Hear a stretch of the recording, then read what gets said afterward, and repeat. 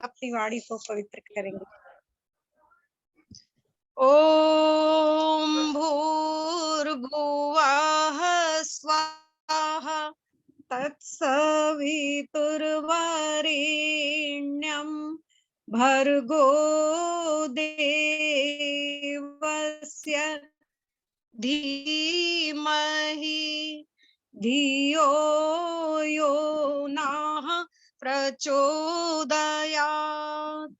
ओम यतो यतः समीहसे ततो नो अभयं कुरु शन्नः कुरु प्रजाभ्यो अभयं नः पशुभ्यः। ओम यो भूतं च भव्यं च सर्वं यश्चाधितिष्ठति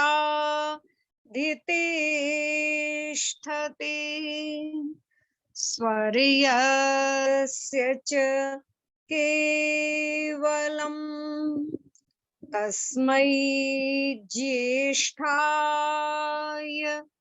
ब्रह्मणे नमः।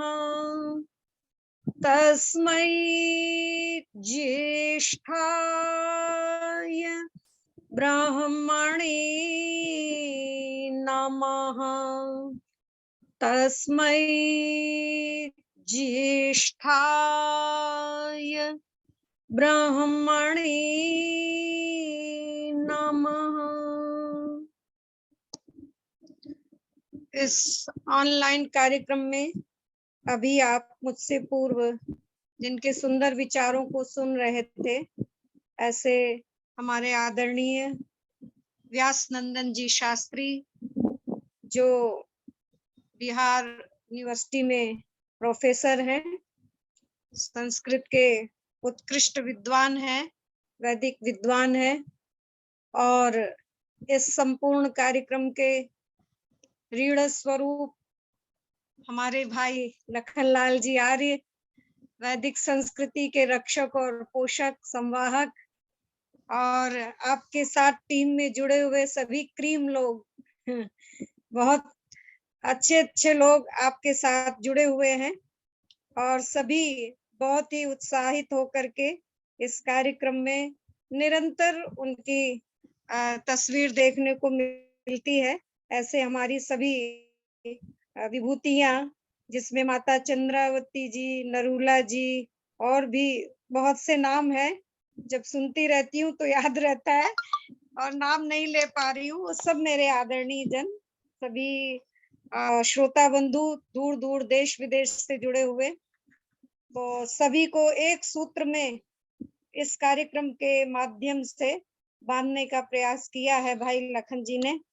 और मैं व्यस्तताओं में बहुत ज्यादा उलझी रहती हूँ, चाह करके भी मैं समय नहीं दे पाती हूँ। भाई साहब फोन प्राय किया करते हैं कि हमें समय चाहिए, और मैं चाहती हूँ कि निकले और मैं जो भी थोड़ा मोड़ा मेरे पास अपना तुच्छ ज्ञान है वो आपको बांटूं, लेकिन समय नहीं निकल पाता है।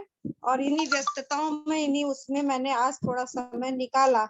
मैंने यद्यपि अभी खोल के भी नहीं देखा व्हाट्सएप की क्या लिख के डाला गया है, लेकिन मैंने ऐसे ही जल्दी में बता दिया था कि ये विषय आप डाल दीजिए। आइए, पुरुषार्थ चतुष्ट ही डाला होगा, बिल्कुल डाला, बड़ी डाला, बड़ी डाला जी जी।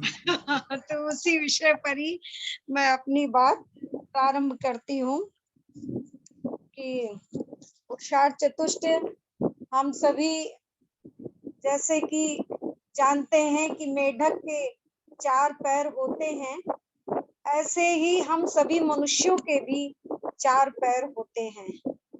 और वो जो 4 पैर होते हैं उनका नाम आप सभी के मस्तिष्क में आ गया होगा, धर्म, अर्थ, काम और मोक्ष।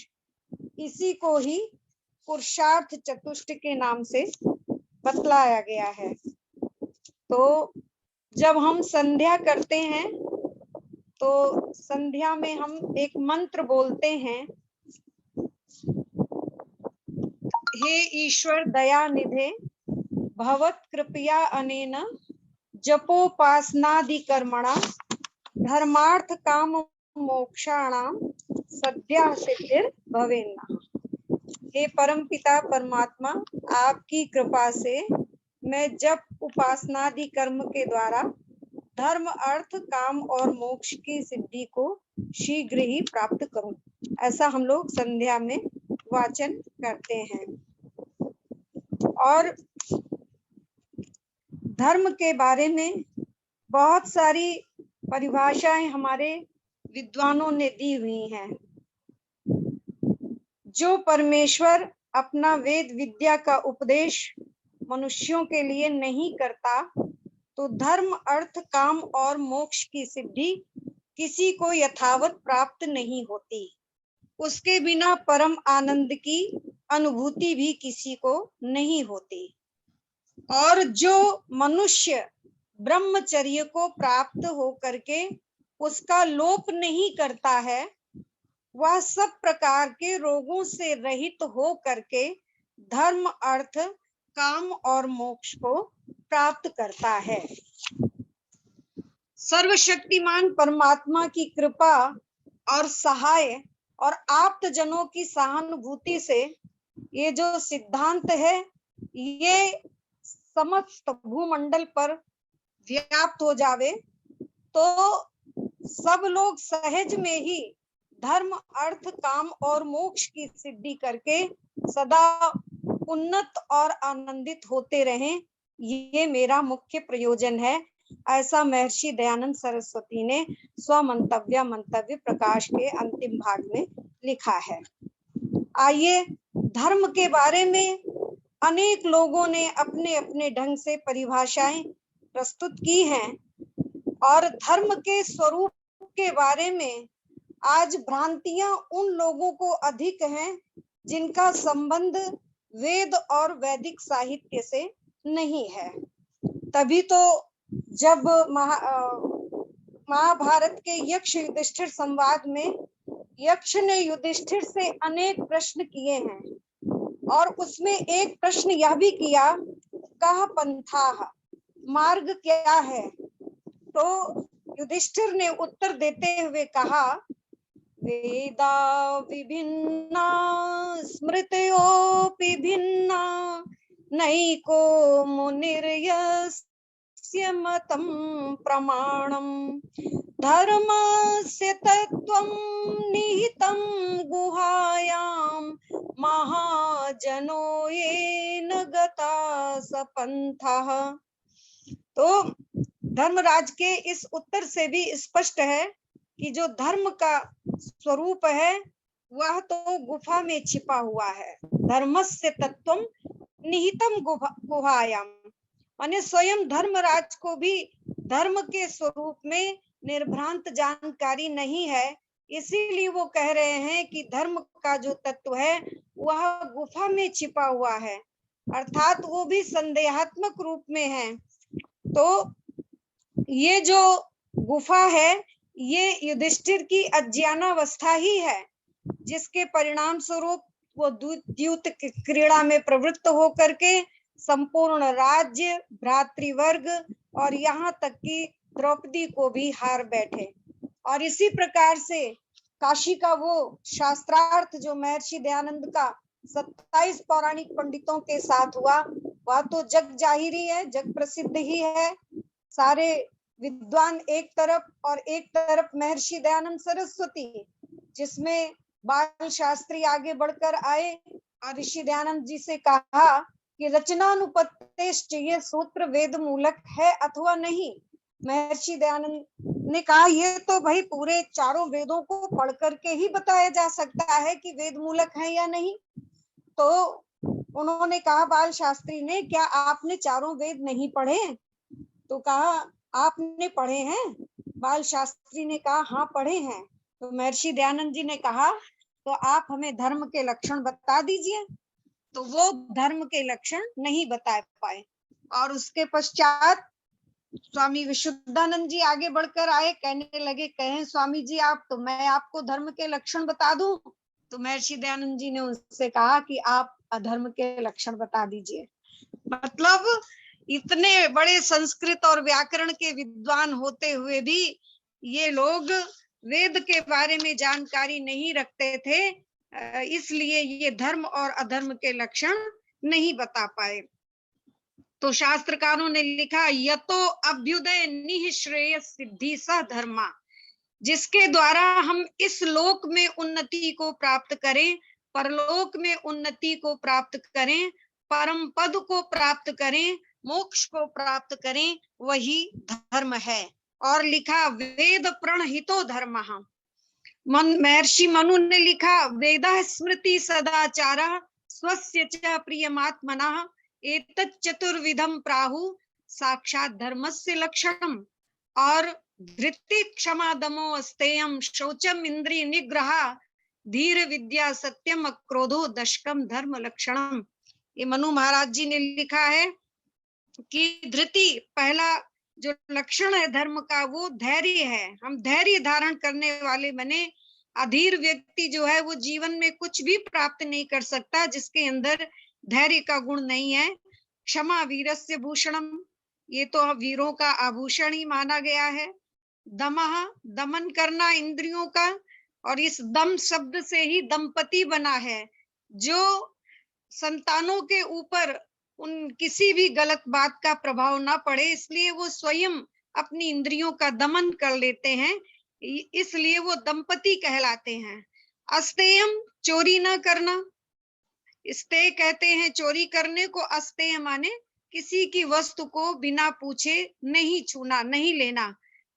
21 प्रकार की चोरी बताई गई, जिसमें ये बताया गया कि किसी की अच्छी वस्तु को देख करके मन में अगर ये भाव भी आ जाए कि काश ये वस्तु मेरे पास होती, तो ये भी एक प्रकार की मानसिक चोरी है।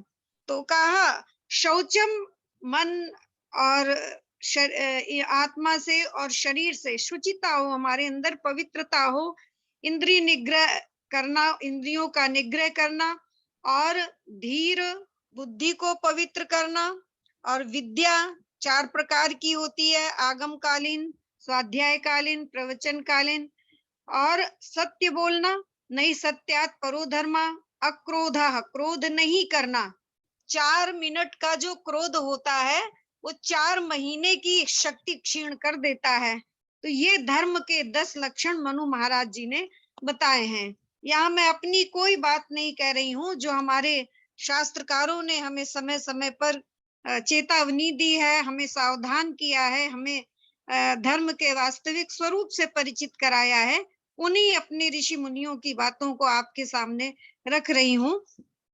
महर्षि दयानंद ने आर्योद्देश रत्नमाला में लिखा है कि जिसका स्वरूप ईश्वर की आज्ञा का पालन करना और पक्षपात रहित न्याय सर्वहित करना है, और जो प्रत्यक्षादि प्रमाणों से सुपरीक्षित और वेदोक्त होने से सब मनुष्यों को यही एक धर्म मानने योग्य है, उसी को धर्म कहते हैं। ये ऋषि दयानंद ने परिभाषा दी है। और मनुस्मृति में पुनः एक प्रमाण आया, अर्थ कामेश्व सक्ता नाम धर्म ज्ञानम विधीयते धर्म जिज्ञासमानानाम प्रमाणम परमम श्रुति। तो वेदज्ञ मनुष्य ही धर्म के वास्तविक स्वरूप को निर्धारित कर सकता है, और वेद ही धर्म के वास्तविक स्वरूप को निर्धारित करता है। इसीलिए कहा गया, वेदो अखिलो धर्म मूलम। ये जो आर्ष वैदिक वाक्य है, ये हमारी संस्कृति का मूल वाक्य माना जाता है। तो इसलिए ये हमें धर्म का आचरण अपने जीवन में करना चाहिए। वेद का मंत्र कहता है, भद्रम कर्णे भी शृणुयाम देवा भद्रम पश्येमाक्षभिर्यजत्राः स्थिरैरङ्गैस्तुष्टुवां सस्तनु भिर्वशेमहि देवहितं यदायुः। हम अपनी आंखों से भद्र देखें, हम अपने कानों से भद्र सुने, और सभी अपने अंगों को परिपुष्ट करते हुए संपूर्ण आयु का उपभोग करें। तो यही क्या है, धर्म है। सबसे उत्तम परिभाषा दी, आत्मनः प्रतिकूलानि परेशान न समाचरेत। जो व्यवहार हमको स्वयं को पसंद नहीं है वो हम दूसरे के साथ भी लागू ना करें, ये सर्वोत्तम परिभाषा धर्म की है। तो जैसे हमें पसंद नहीं है कि कोई हमसे मिथ्या भाषण करे, तो हम भी किसी के साथ मिथ्या भाषण ना करें। हमें पसंद नहीं है कि कोई हमारी वस्तु को बिना पूछे उठाए, तो हम भी किसी की वस्तु को बिना आज्ञा के ना छुएं। को हमको नहीं पसंद है कि कोई हमारी निंदा करे, व्यर्थ की चुगली करे या हमें अपमानित करे, नीचा दिखाए, लज्जित करे, तो हम भी सबका सम्मान करें, हम भी किसी के साथ इस प्रकार का व्यवहार ना करें। ये हमारे ऋषियों ने हमें सर्वोत्तम परिभाषा दी है। इसलिए हम धर्म को अपनी आत्मा में बसाएं। तो पुरुषार्थ चतुष्ट का पहला अंग धर्म ही है। और धर्म का अर्थ ही होता है कि जो धारण किया जाए, धारणात् धर्म मिथ्याहु, जो धारण किया जाए उसी का नाम धर्म होता है। और दूसरे नंबर पर अर्थ आता है। अर्थ ऐसी चीज है कि जिसके बिना संसार के लघु से लघुतर कार्य संपन्न नहीं किए जा सकते हैं।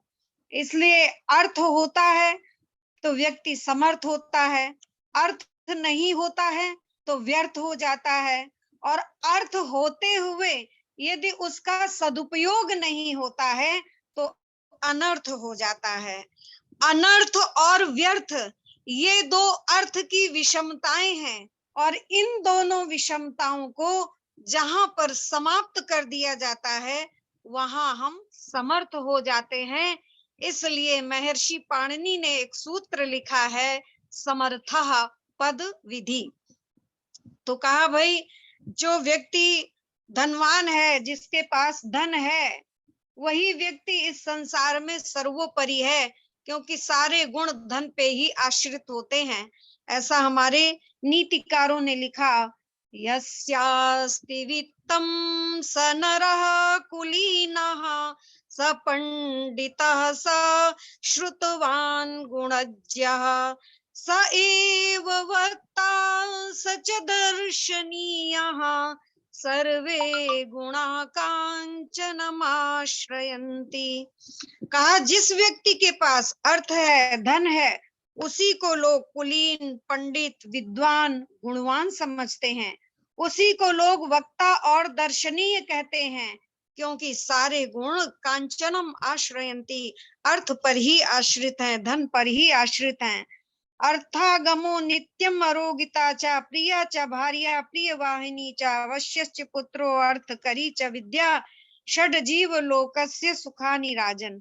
सुख प्राप्ति के ये जो 6 साधन बताए गए हैं इन ये धन की आय तथा जो अर्थ करी विद्या है, इन्हीं से ही धन की महत्ता प्रकाशित हो रही है। निर्धन व्यक्ति का जो है जीवन समाज में बड़ा ही तिरस्कृत, उपेक्षित और तुच्छ माना जाता है। इसलिए आगे फिर लिखा नीतिकार ने कि वरम वनम व्याघ्र गजादि सेवितम द्रुमालये पक्व फलाम्बु भोजनम तृणेषु शय्या शतजीर्ण वलकलम न बंधु मध्य धनहीन जीवितम। कह रहे हैं कि व्याघ्र गजादि से वन्य प्राणियों से घिरे जंगल में रह लेना अच्छा है, झोपड़ियों में पके फल खा करके निर्वाह कर लेना अच्छा है, और घास फूस की शैया पर सो लेना उत्तम है, और फटे हुए वलकल वस्त्र पहन करके जीवन व्यतीत कर लेना उत्तम है। लेकिन धनहीन हो करके बंधु बांधवों के बीच में रहना उत्तम नहीं है। लेकिन आज किस किस ढंग से लोग धनोपार्जन करने में लगे हुए हैं। इन केन प्रकारेण चोरी, डकैती, छल, कपट, बेईमानी, भ्रष्टाचार, शोषण, अनेक प्रकार से लोगों ने धन प्राप्ति के जो साधन बना लिए हैं। लेकिन ये बहुत अच्छी बात नहीं है। और ऐसी भी बातें सुनने में आई हैं धनोपार्जन की। वियतनाम की एक घटना प्रकाशित हुई थी, जिसमें लोगों ने एक एजेंसी बनाई और उसमें भारतीय लोगों की जिनकी मृत्यु हो जाती थी, उनके शव अपने पास सुरक्षित रखकर और उनके घरों में सूचना भेजते थे, और यहाँ से जब वहां उनके परिजन उपस्थित होते थे तो उनको वो शव बड़े सहानुभूति पूर्वक सौंप देते थे। थोड़े दिन ये व्यापार उनका बहुत बढ़िया चलता रहा, लोगों में बड़ा चर्चा का विषय रहा। लेकिन कुछ दिनों बाद उस एजेंसी के लोगों में कुछ मनमुटाव हुआ, तो उसका भंडाफोड़ हुआ कि वो लोग जो शव मंगाते थे, उनके शवों के पेट से मलबा आदि निकाल करके और उसमें स्मगलिंग का और सोने चांदी आदि का सामान भर करके और पैक करके और इधर निर्यात करते थे। तो अब आप बताइए कि इससे भी घृणित कोई साधन धन कमाने का हो सकता है? तो ऐसे ऐसे लोग हमारे यहाँ विद्वानों ने समय समय पर, हमारे शास्त्रकारों ने, नीतिकारों ने हमें धन कमाने के उपाय बताए कि जैसे मधुमक्खी शतशः पुष्पों पर बैठती है और उन पुष्पों से रस ले लेती है, लेकिन उन पुष्पों का कोई शोषण नहीं होता है, वो भी हंसते मुस्कुराते बने रहते हैं, और मधुमक्खी उनसे पुष्प लेकर कितना सुंदर शहद का निर्माण कर देती है। बस यही तरीका हमारा भी धन कमाने का होना चाहिए। किसी का गला काट करके, शोषण करके, अन्याय, अत्याचार, अधर्म से हमें धन अपने घर में नहीं लाना चाहिए। अधर्मेणे धत्ते तावन नरो भद्राणि पश्यति ततः सपत्नान जयति समूलस्तु विनश्यति। कहा, अन्याय और अधर्म से कमाया हुआ जो धन है वो 10 वर्ष तक ही फलता फूलता है और उसके बाद वो सकुटुंब विनष्ट कर देता है। इसलिए ऐसा धनोपार्जन हमें कभी भी नहीं करना चाहिए। और वो जो धन हम कमाए पुरुषार्थ से, वेद कहता है कि पुरुषार्थ से आप धन कमाओ, लेकिन वो धन कैसा हो आपका? वो वास्तविक धन हो। धन शब्द व्याकरण में धा धातु से बनता है, जिसका अर्थ होता है जिससे हमारा वास्तविक हित हो। जिससे हमारा वास्तविक हित नहीं होता वो वास्तव में धन नहीं कहलाता। और इसका जो विशुद्ध नाम है वो रई है, रई। और रई शब्द जो है वो राधाने धातु से बनता है, माने जिस धन में प्रदानात्मक भाव हो वही वास्तविक में रई है। और धन में आंग्ल भाषा में इसको वेल्थ कहते हैं, और वेल्थ शब्द वील शब्द से बना है, जिसका अर्थ होता है जिससे हमारा कल्याण हो।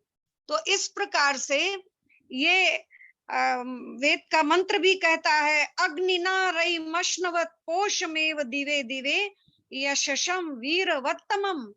ये धन कैसा हो? इस रई की पहली विशेषता बतलाई, पोषमेव दिवे दिवे। ये day by day, every day, जिससे हमारा पोषण हो, जिस धन के प्रयोग करने से हमारा शोषण ना हो, पोषण हो, जिसके प्रयोग करने से हमारा शरीर जो है वो तेजस्वी हो, बलवान हो, उत्साहित हो, वीरता हो, तो समझिए कि वो वास्तविक धन है। और उसके बाद उस धन में यशशम, यश भी हो, माने अगर हम दान देंगे तो यश की भी प्राप्ति हो, भामाशाह की तरह। और ये वीरवत्तमम, वीरता को भी प्रदान करने वाला हो। ये रई की 3 विशेषताएं इसमें बतलाई गई हैं कि पोषण करने वाला हो, यश को प्रदान करने वाला हो, और वीरता को भी प्रदान करने वाला हो। कई बार देखा होगा कि जो हम थोड़ी सी निर्धन जातियां होती हैं, वो कई बार इस मामले में धनी जातियों को कमजोर पाकर उन पर अटैक करती हैं और विजय प्राप्त कर लेती हैं। तो ये क्या है? ये वास्तविक धा है, धा धातु है, धन है। तो इसलिए धन की 3 ही गतियां बतलाई गई हैं। दानम भोगो नाशो तिस्रः गतिर्भवति वित्तस्य यो ना ददाति ना भुंक्ते तस्य तृतीया गतिर नाशो भवति। तो धन जो हम कमाए पुरुषार्थ से, तो उसका हम अधिक सदुपयोग करें, अधिकाधिक, और उन अच्छे कार्यों में दान करें। अगर ये दोनों ही कार्य हम उस धन से नहीं करते हैं, ना अच्छे कार्यों में दान करते हैं और ना ही ढंग से सदुपयोग करते हैं, तो वो धन हमारा विनाश को प्राप्त हो जाता है। जैसे कि तालाब का जल जो होता है वो एक ही जगह स्टोर रहता है, भरा रहता है, तो वो बदबू और सड़ांध देने लगता है, सड़ जाता है उसका जल। और जो नदी का जल होता है वो प्रवाहमान रहता है, चलायमान रहता है। लक्ष्मी को भी चपला कहा गया है, जिसमें आदान और प्रदान बना रहे तो वो लक्ष्मी पवित्र रहती है। एक जगह जोड़ जोड़ कर रखने से, लिखा ना गीतकार ने, धन धन जोड़ जोड़ कर रखने से तो चिंताएं लग जाती हैं, धन को शुभ अर्थ लगाने से खुशियों की दौलत मिलती है। तो हम धन को शुभ अर्थ में लगाएं, अच्छे कार्यों में लगाएं, और नहीं लगा सकते तो हम कम से कम अच्छी तरह उपभोग ही कर लें। और ये दोनों ही कार्य अगर हम नहीं करते हैं तो वो उसकी तीसरी गति जो है वो धन विनाश को प्राप्त कर जाता है। विवाह संस्कार में भी जो सप्तपदी का प्रकरण आता है, वहां पर भी जब दंपति तीसरा कदम रखते हैं तो वहां पर भी वो बोलते हैं रायस पोषाय त्रिपदी भव। ये जो तीसरा कदम हम रख रहे हैं ये रायस्पोष के लिए रख रहे हैं। तीसरा कदम हमारा धन प्राप्ति के लिए हो, मतलब राय के लिए हो, उस धन से हम दान भी करें, क्योंकि गृहस्थ ही सबसे बड़ा आश्रम है। पूरा पश्चिम उत्तर दक्षिण सब ओर से आने वालों का भरण पोषण, लेना देना, व्यवहार निभाना, सभी कुछ करना है। सारे दायित्व तो इसी आश्रम से ही निभाए जाते हैं।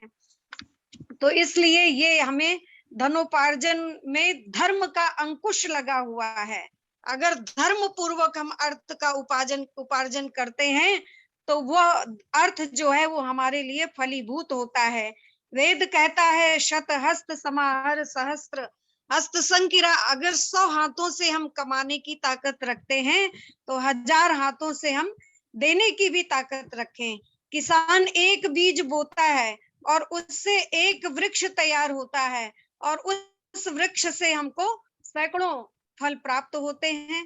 कितने सारे फल मिल जाते हैं एक वृक्ष से। तो इसलिए दान देने का अर्थ होता है बोना। तो जब हम देते हैं तो उसका कई गुना करके हमको प्राप्त होता है। इसलिए हमें वेद में कृपणता को जो है पाप माना गया है, कंजूसी को पाप माना गया है।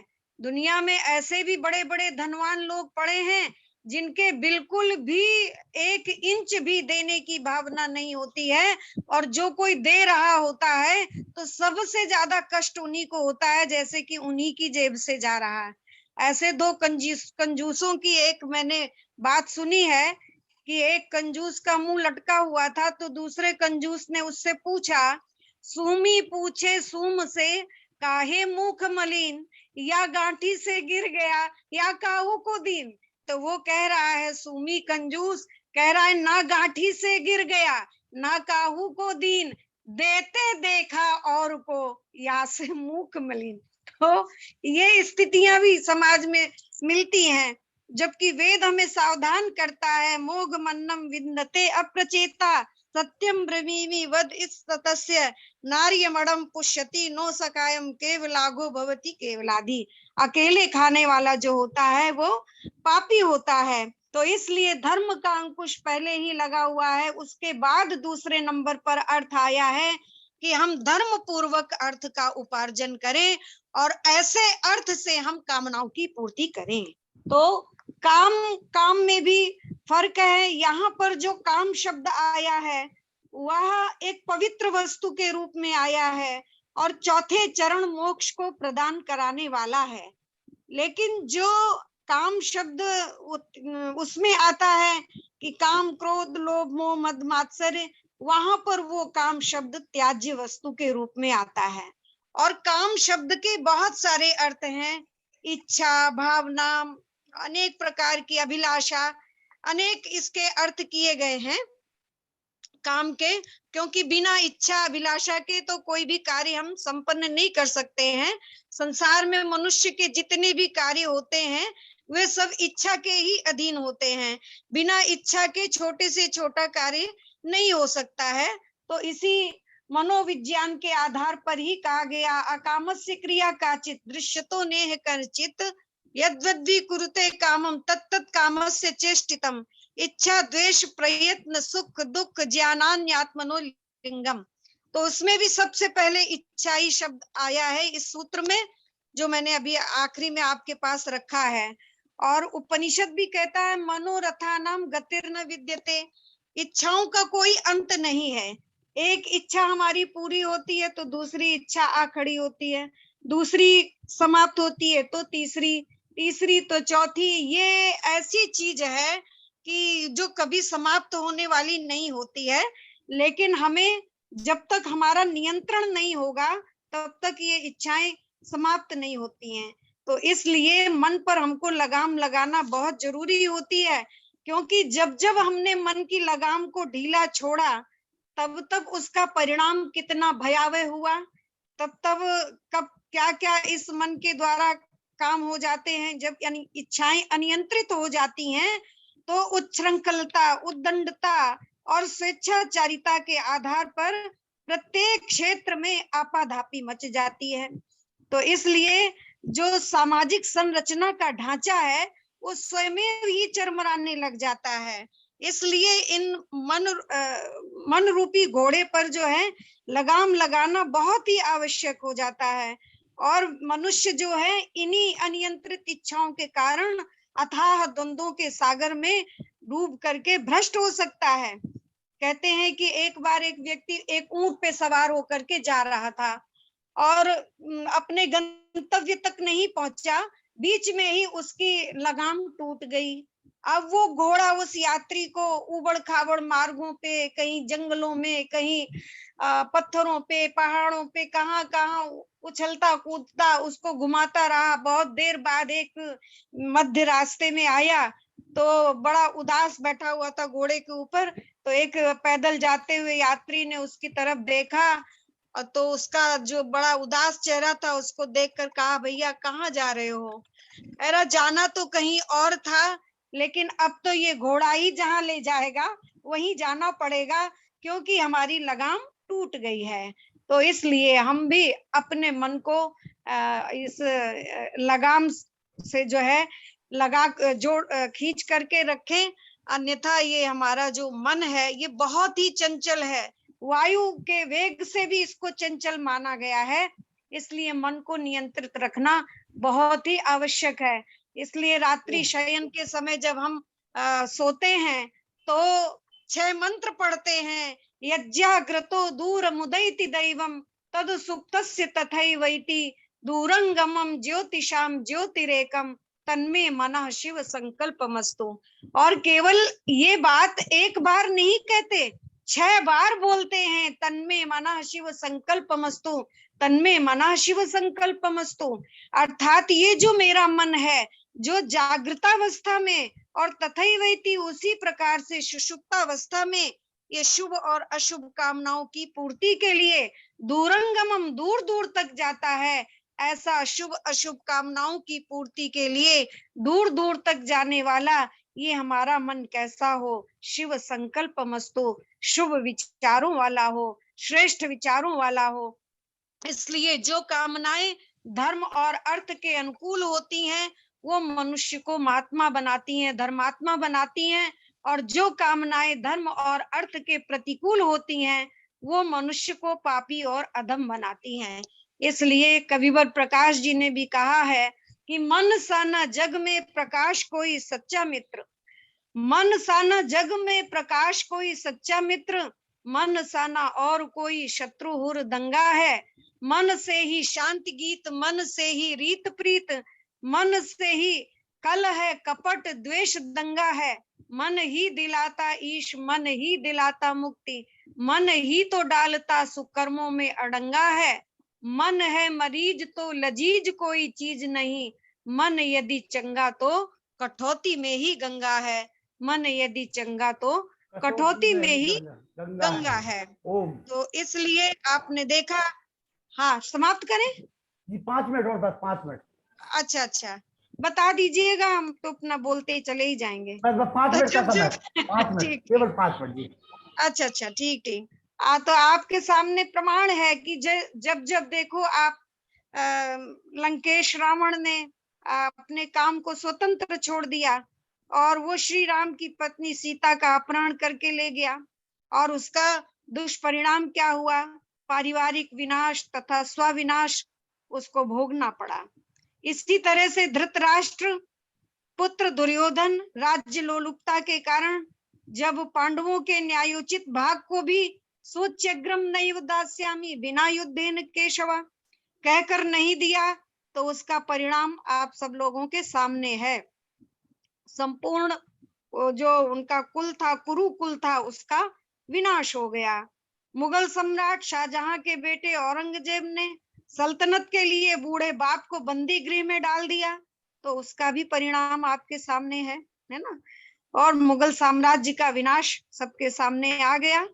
और 1939 में जर्मनी का तानाशाह हिटलर जब इच्छाओं का नियंत्रण नहीं कर सका, तो इसका परिणाम जर्मनी के विभाजन तथा स्वयं की आत्महत्या के रूप में सबके सामने आया। तो इस प्रकार से आप देख रहे हैं रावण, कंस, दुर्योधन और ये सब जितने मैंने आपके सम्मुख नाम रखे, इन लोगों ने जब जब काम को स्वतंत्र छोड़ दिया, उन पर लगाम नहीं रखी, उन पर अंकुश नहीं रखा, नियंत्रण नहीं रखा, तो उसका दुष्परिणाम कितना भयावह हुआ। तो इसलिए मनुष्य की धर्म पूर्वक इच्छा ही मनुष्य को उन्नति के शिखर पर आसीन करने में समर्थ होती है, और अनियंत्रित जो काम होता है वो मनुष्य को पतन के पंख में फंसा देता है। तो इसलिए अब ये आपके 3 हो गए, धर्म, अर्थ और काम। तो चौथा चरण, जब हम धर्म पूर्वक अर्थ का उपार्जन करते हैं और उस उपार्जित अर्थ से कामनाओं की पूर्ति करते हैं, तो हम चौथे चरण मोक्ष के अधिकारी हो जाते हैं। मोक्ष का अर्थ क्या होता है?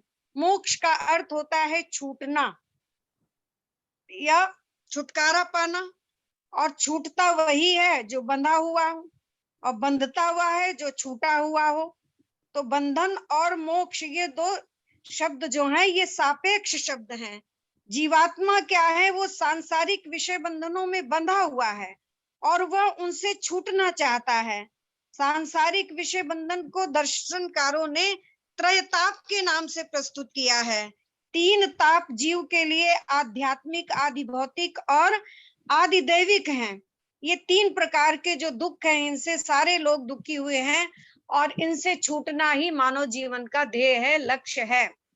गाड़ी का बैल, ये महात्मा बुद्ध जी धम्म पद में लिखते हैं कि गाड़ी का बैल जब तेजी से दौड़ता है तो वो ये सोचता है कि जितनी शीघ्रता से मैं दौड़ूंगा उतनी ही शीघ्रता से मैं गाड़ी के बंधन से मुक्त हो जाऊंगा। लेकिन जितनी शीघ्रता से वो दौड़ता है उतनी ही शीघ्रता से गाड़ी भी उसके पीछे दौड़ती है। क्यों दौड़ती है? क्योंकि गाड़ी के साथ उसका जो बंधन है वो तो वैसा ही विद्यमान है, और जब तक बंधन नहीं टूटता तब तक पीछा भी नहीं छूटता।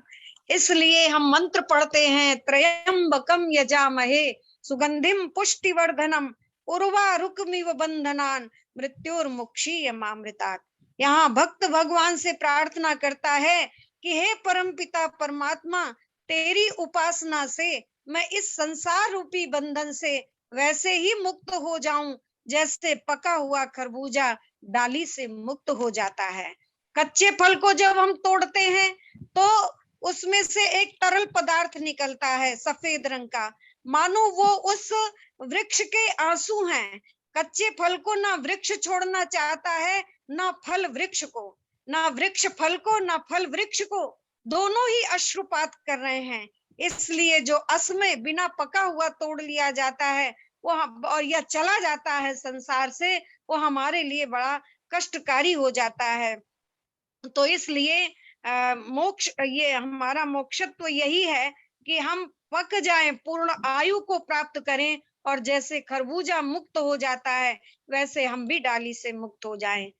पका हुआ खरबूजा जैसे स्वयं छोड़ दे डाली को, ऐसे ही तुम छोड़ के जाना इस दुनिया मत वाली को। मृत्यु का बंधन कट जावे, मृत्यु का बंधन कट जावे, अमृत पद को पाना है। ना जाने किस वक्त टूट कर मिट्टी में मिल जाना है। पीपल के पत्ते ऊपर तेरा कौन ठिकाना है। ना जाने किस वक्त टूट कर मिट्टी में मिल जाना है। तो जब हम धर्म पूर्वक अर्थ उपार्जित करते हैं और उससे कामनाओं की पूर्ति करते हैं तो चौथे चरण मोक्ष के अधिकारी हो जाते हैं। हमारी माताएं बहनें इस बात को जानती होंगी, जब हम किसी समूचे वस्त्र के 4 पीस करना चाहते हैं तो उसमें 4 बार कैंची चलाने की जरूरत नहीं होती है। 3 बार कैंची चलाते हैं तो 4 पीस अपने आप हो जाते हैं। ठीक उसी प्रकार से धर्म अर्थ और काम को हम सिद्ध कर लेते हैं तो चौथे चरण मोक्ष के हम अधिकारी हो जाते हैं। आप सभी का हार्दिक धन्यवाद। बहुत बहुत धन्यवाद बहन डॉक्टर निष्ठा विद्यालंकार जी। और क्योंकि आज मैं दिल्ली में हूँ उस समय और मुझे जाना भी है, मैं निवेदन करूंगा सम्मानीय महात्मा ज्ञानेंद्र अवाना जी, पुलिस IPS अधिकारी दिल्ली, और आपका समय केवल 10 मिनट का है जी। महात्मा ज्ञानेंद्र अवाना जी, पुलिस अधिकारी IPS अधिकारी दिल्ली, आइए सर, स्वागत है आपका। भाई लखन जी, जी सादर नमस्ते। मेरी एंट्री जो है हमेशा इस तरह से होती है, अब कि ये कितनी न्याय उचित है कि मैं बीच में घुस जाता हूं। और अभी मैं अपनी बहन निष्ठा विद्यालंकार का संबोधन सुन रहा था। बहुत ही व्यवहारिक पक्ष है जिसके लिए मैं अक्सर कहता रहता हूं कि ये वो चीजें हैं जिनके बताने से समाज में फर्क पड़ता है। इन्होंने इतने सुंदर शब्दों में कहा और बहुत से समसामयिक उदाहरण लेकर ये बात कही जो इसको और भी रोचक और इजी टू अंडरस्टैंड बना देती है। और एक ऐसा विषय कहा कि जिस पर मेरा पूरे जीवन भर का फोकस रहा है। अब एक ऐसे IPS होने के नाते और ऐसे विभाग में होने के नाते जहां पे वो धन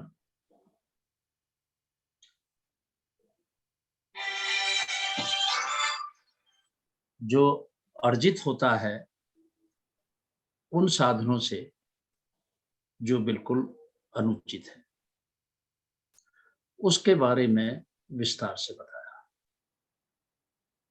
और मैं तो ये समझ रहा था, मैं पुलिस ट्रेनिंग कॉलेज का प्रिंसिपल भी रहा, कि जो हमारे नए अधिकारी हैं उनको भी ऐसा लेक्चर सुनना चाहिए जिससे वो बेईमानी की तरफ ना जाए। आज सबसे बड़ी समस्या यही है, और बातें छोड़े, सबसे बड़ी यही है कि अनाप शनाप तरीके से धन का अर्जन करना। अब उन्हें ये पता पड़ जाए कि जो धन आप इकट्ठा कर रहे हैं, जैसा बहन निष्ठा ने बड़े सुंदर शब्दों में कहा कि जो आपने धन अर्जन किया है, अगर उसकी सोर्स सही नहीं है तो आपके किसी काम का नहीं, वो आपको किसी भी तरह से सुख दे ही नहीं सकता है। और पहली बार मैंने सुना कि इन्होंने अवधि भी उसकी नियुक्त की कि 10 वर्ष तक ही केवल आप उसका फायदा उठा सकते हैं, 10 वर्ष के बाद तो आपको निश्चित तौर पे उससे दुख होगा। मैं तो कहता हूँ 10 से पहले ही शुरू हो जाता है। बहुत ही अच्छी बात है। क्योंकि होता क्या है कि जब कोई एक ईमानदार अधिकारी होता है और एक बेईमान अधिकारी होता है, तो जब वो बेईमान के संसाधन देखता है कि भाई इसके पास तो बड़ा पैसा आ रहा है, बड़ी ऐश कर रहा है, तो कई बार परिवार में जो पत्नी है, बच्चे हैं, वो कहते हैं देखो जी आपसे जूनियर अफसर है और देखो उसके पास कितना वैभव है, कितना वो ऐश करते हैं, कहाँ पे विदेशों में जाते हैं, घूमते हैं, इतना बड़ा बंगला है, ये है, वो है। तो ये सारी चीजें जब कह के कहते हैं तो उस वक्त वो जो ईमानदार अफसर है उसको बड़ा मुश्किल समय होता है उसके लिए और वो उसको करके उनको समझाता है। तो अगर ऐसा लेक्चर हो जैसा बहन निष्ठा ने दिया है तो अपने परिवार को भी समझा सकता है कि भाई ये तो छड़ी ज्यादा समय रहेगा नहीं, ये धन चला जाएगा और अंत में आपको सुख नहीं दुखी देके जाएगा। और ये बात बिल्कुल सही है। आज मैं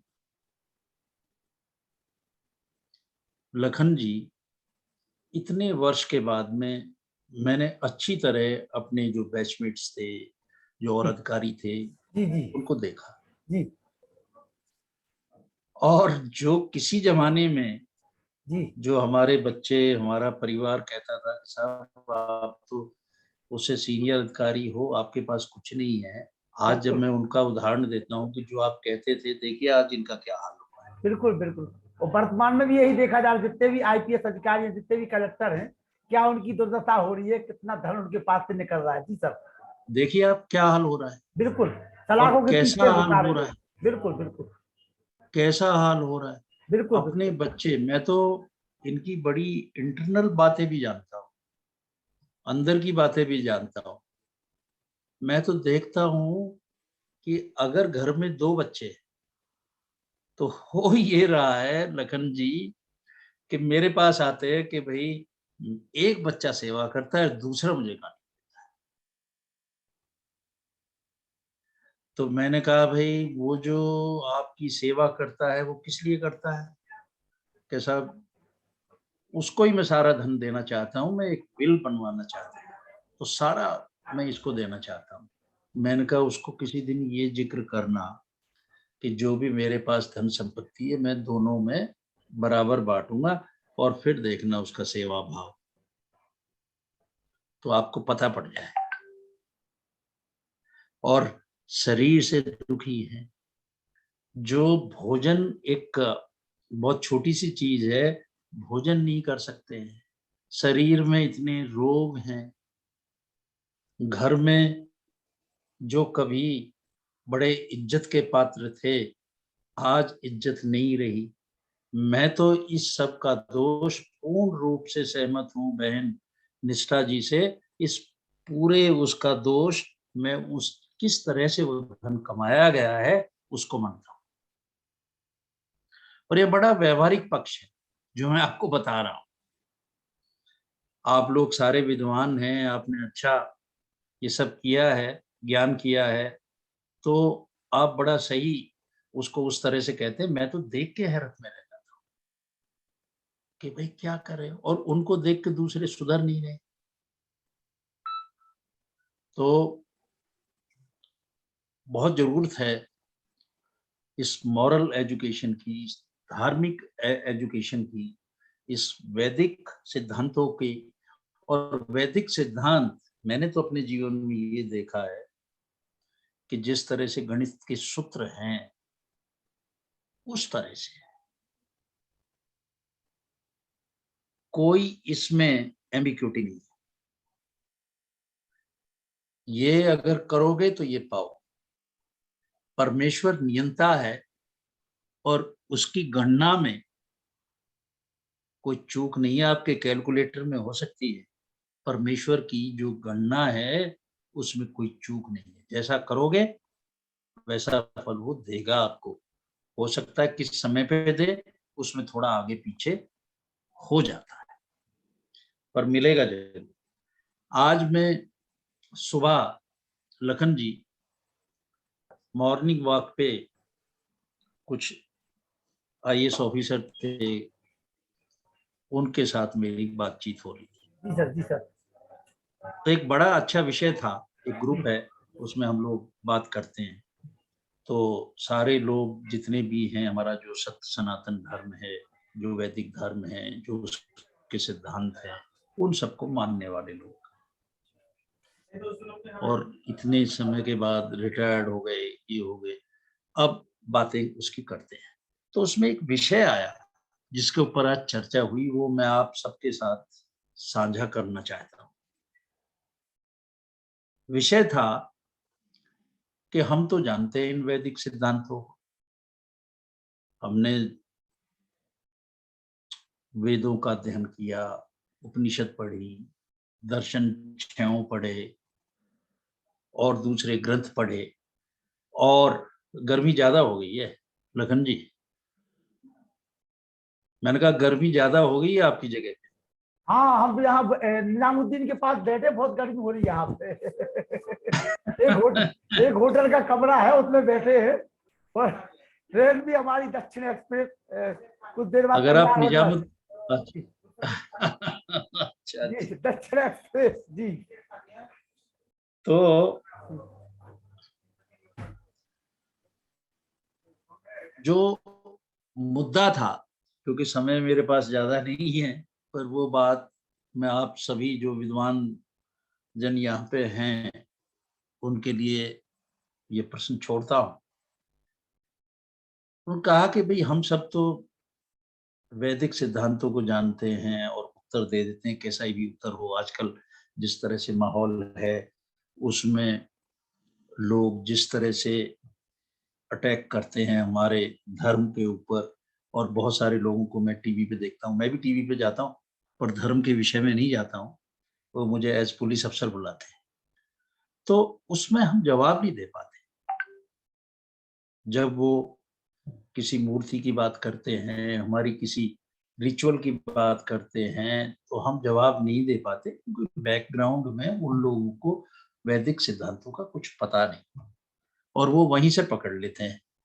वो कच्चा एरिया है जहां से पकड़े जाते हैं वो। अब हिंदू धर्म कह के तो सभी बैठे रहते।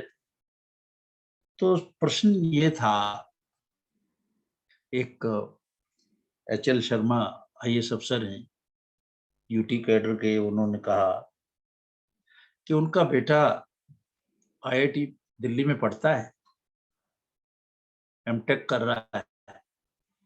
कहता कि जब मैं उनको समझाता हूँ कि परमेश्वर के बारे में, तो वो मुझसे ये पूछते हैं कि आप ये साबित करें कि परमेश्वर है। पुत्र पिता से कहता है कि ये साबित करें कि परमेश्वर है। कहता है कि जब मैं उन तर्कों को कहता हूं तो मेरे सारे तर्कों को काट देता है। एक तर्क होता है, एक कुतर्क होता है, और जो अध्ययन नहीं करते उनके पास कुतर्क होता है। तो कोई एक ऐसा हम लोग ग्रुप बनाएं और ऐसे कुछ चीजें करें कि जो इस तरह के सवाल आते हैं, उन सवालों का हम उनकी संतुष्टि के अनुसार उत्तर दे पाए। और ये आप लोगों के साथ भी होता होगा, क्योंकि जब हम कोई बात कहते हैं, उन्होंने पढ़ना लिखना तो है नहीं। मैं ये मानता हूं कि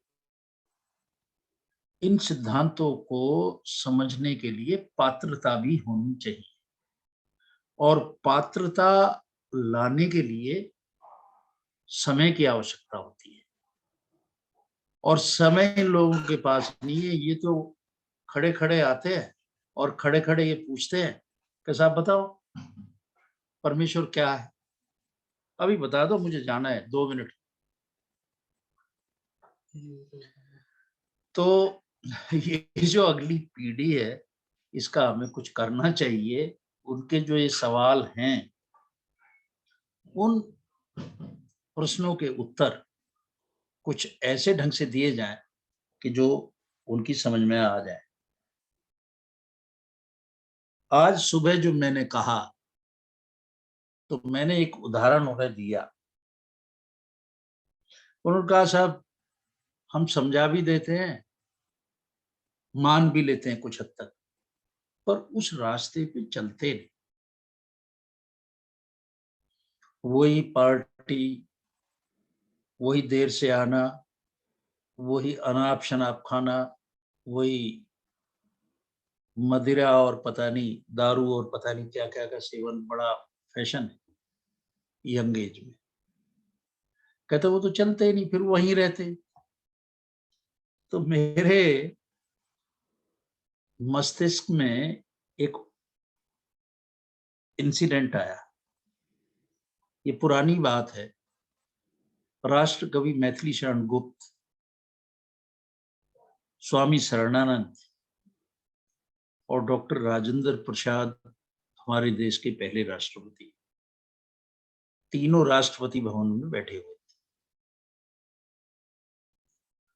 तो स्वामी शरणानंद से मैथिली शरण गुप्त जी ने एक प्रश्न पूछा कि आप ये बताएं स्वामी जी कि सब कुछ जानते हैं, पर उस रास्ते पे चलते नहीं, इसका आपके पास कोई हल है? सब कुछ जानने के बाद भी उस पे नहीं चलते, कोई हल है आपके पास? तो स्वामी शरणानंद ने एक बड़ा अच्छा उत्तर दिया। उन्होंने कहा जानने के बाद तुम जना दो उनको कि क्या है, पर उस पथ पे ना चलने की पीड़ा उनको एक दिन उस पथ पे चलने के लिए मजबूर कर दी। तो मेरा विचार ये है कि वो चले, अभी नहीं चलेंगे, पर कम से कम ये जो हमारे सिद्धांत है उनको हम सही रूप में उन्हें समझा तो पाए। बिल्कुल सर, बिल्कुल। ये बहुत आवश्यक है। जी सर। हाँ, तो इस तरफ हमें जाना चाहिए। काम करने की बहुत आवश्यकता है जी। गौतम बुद्ध का हुआ, मेरा समय होता जा रहा है, समय मैं जी। अभी एक बात करके खत्म करूंगा जी। कि गौतम बुद्ध का जिक्र आया, निष्ठा जी ने कहा, उस बात को एक उदाहरण मैं भी देता हूं कि एक दिन गौतम बुद्ध के पास में एक मनुष्य आया। उसने कहा कि जी मैं परमेश्वर को नहीं मानता कि परमेश्वर है, आप बताइए आप क्या कहना चाहते हैं?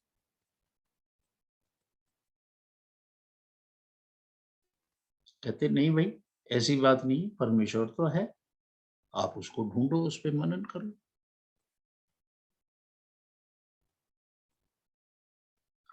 वो चला गया। शाम को एक दूसरा आया। उसने कहा कि मैं ये नहीं मानता कि परमेश्वर नहीं, परमेश्वर है। तो गौतम बुद्ध ने कहा नहीं, परमेश्वर नहीं है, आप इस पे विचार करो। दोनों से दो अलग अलग बातें कही कि परमेश्वर है और परमेश्वर नहीं है। एक को कहा परमेश्वर है और एक को कहा परमेश्वर नहीं है। तो जो उनका शिष्य था वो बिखर गया। उसने कहा महाराज, जो सुबह आया था उसको आपने कहा परमेश्वर है, वो नहीं था, मानता था परमेश्वर को। शाम को आया, वो परमेश्वर को नहीं मतलब मानता है, उसको कहा कि नहीं। दोनों विरोधाभास बातें आपने क्यों कही? कहता मेरा मतलब उससे नहीं है, परमेश्वर किससे, मैं उसके अंदर एक जिज्ञासा जगाना चाहता हूँ दोनों के अंदर कि वो ढूंढे, जो परमेश्वर को नहीं मानता वो ढूंढे कि परमेश्वर है, और जो है वो ये ढूंढे कि परमेश्वर क्यों नहीं हो सकता। उन दोनों में ये जिज्ञासा होगी तो वो सत्य की तरफ जान पाएंगे।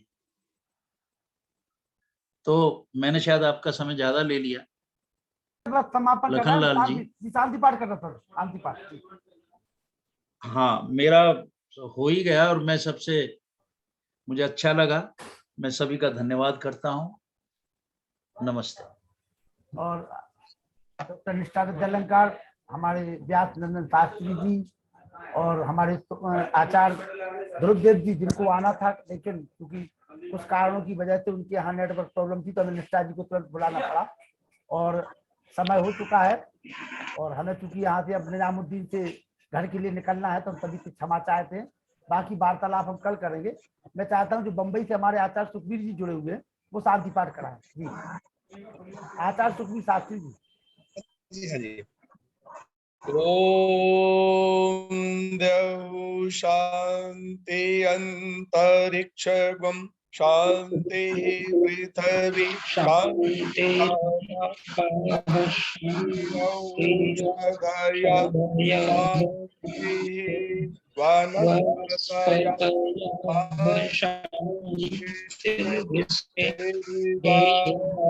शांति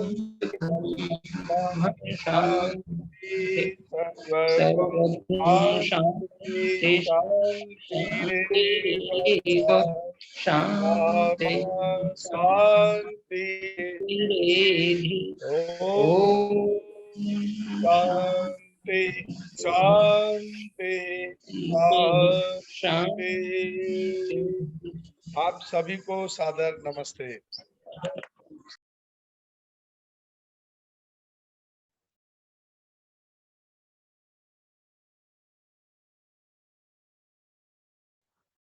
सभी को सादर नमस्ते। कल पुनः इसी समय पे 4 दिन का कार्यक्रम आचार्य अंकित प्रभाकर जी अजमेर उनका रहेगा और आप सभी से मुलाकात होगी कल। आप सभी के लिए शुभ रात्रि। कल पुनः मुलाकात करते ठीक 8:45 बजे।